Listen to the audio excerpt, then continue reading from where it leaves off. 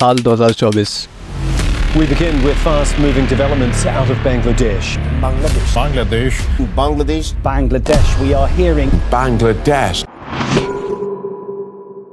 आज के दिनों सोशल मीडिया पर बड़ी तेज़ी से फैलने वाली खबरों में से एक खबर बांग्लादेश में होने वाले प्रोटेस्ट से मुंसलिक है, जिसमें कई स्टूडेंट्स ने अपनी जान गंवाई है और ये मामला पूरी दुनिया के लिए एक मिसाल बन चुका है। आखिर किन वजूहात की बिना पर यह प्रोटेस्ट इस हद तक ख़तरनाक हो चुका था कि बात खून खराबे तक आ गई। आइए इसकी पूरी तफसील इस वीडियो में हम आपके साथ शेयर करते हैं। Welcome to our YouTube channel. 1 जुलाई 2024 को बांग्लादेश में अचानक एक प्रोटेस्ट शुरू किया जाता है, जिसमें बाकायदा स्टूडेंट्स की तरफ से शदीद गम और गुस्से का इजहार किया गया। रिपोर्ट्स के मुताबिक जिस मसले पर प्रोटेस्ट ज़ोरों शोर से जारी थी वो कोई मामूली मसला नहीं, बल्कि बांग्लादेश की कौम के मुस्तकबिल का सवाल था।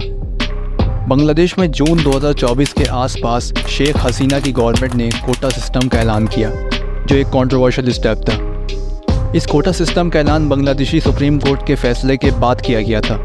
सुप्रीम कोर्ट ने 2018 के गवर्नमेंट सर्कुलर को इलीगल डिक्लेयर कर दिया था और पहले वाले कोटा सिस्टम को वापस लाया, जिसमें 30% गवर्नमेंट जॉब्स को उन लोगों के लिए रिजर्व कर दिया गया जो फ्रीडम फाइटर्स के ख़ानदान से ताल्लुक़ रखते थे। इस कोटा सिस्टम के ऐलान के बाद स्टूडेंट्स और यूथ में बहुत नाराज़गी फैल गई।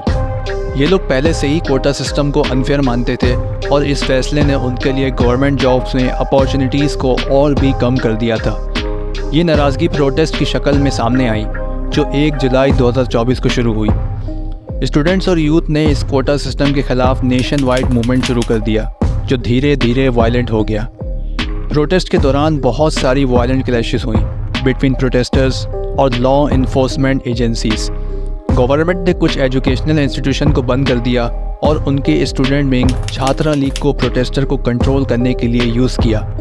रैपिड एक्शन बटालियन और पुलिस को भी डिप्लॉय किया गया, लेकिन प्रोटेस्ट रुकने के बजाय और बढ़ गई। जब प्रोटेस्ट बढ़ गए तो गवर्नमेंट ने इन्हें कंट्रोल करने के लिए सेवियर क्रैकडाउन किया, including shoot on site order. इस वायलेंस के नतीजे में रिपोर्ट मिली कि 200 से ज़्यादा लोग मारे गए और तकरीबन हज़ारों लोग ज़ख्मी हुए, वो भी सिर्फ 10 दिनों के अंदर।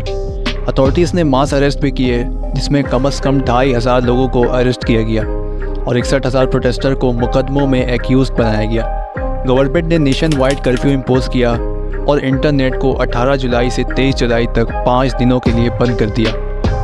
बांग्लादेशी प्राइम मिनिस्टर शेख हसीना वाजिद ने 5 अगस्त 2024 को रिज़ाइन कर दिया और कंट्री से फ़रार हो गई।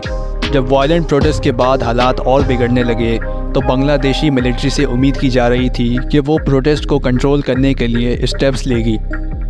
हसीना के एस्केप होने की खबर मंडे तक पूरे बांग्लादेश में फैल चुकी थी, जब प्रोटेस्टर्स उनके रेजिग्नेशन की मुसलसल डिमांड कर रहे थे।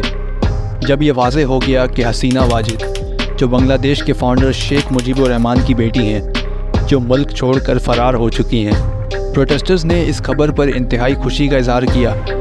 गवर्नमेंट ने इंटरनेट एक्सेस को टाइटली रिस्ट्रिक्ट किया, ऑफिसेस बंद कर दी गई और 3500 से ज़्यादा फैक्ट्रीज जो कि बांग्लादेश की इकोनॉमिकली वाइटल गारमेंट इंडस्ट्री को सर्विस देती हैं, शट डाउन थी, जिस वजह से बांग्लादेश को लगभग $2 बिलियन का नुकसान उठाना पड़ा। महीने भर के प्रोटेस्ट के दौरान वायलेंस में तकरीबन 300 लोग मारे जा चुके हैं। बांग्लादेश के इस वाक़ये से दुनिया भर में जो हलचल मची, उससे एक तरफ तो स्टूडेंट्स के मरने का गम हुआ, जबकि दूसरी तरफ उनके मुस्तकबिल की भी जीत हुई। हम सब यही उम्मीद करते हैं कि इस प्रोटेस्ट में मरने वालों की कुर्बानी रायगा नहीं जाएगी और आने वाले वक्तों में बांग्लादेश के लिए एक बेहतरीन मुस्तकबिल देखने को मिलेगा। मज़ीद इन्फॉर्मेटिव वीडियोज़ के लिए हमारे चैनल इन्फो मैग्नेट को सब्सक्राइब करें। शुक्रिया।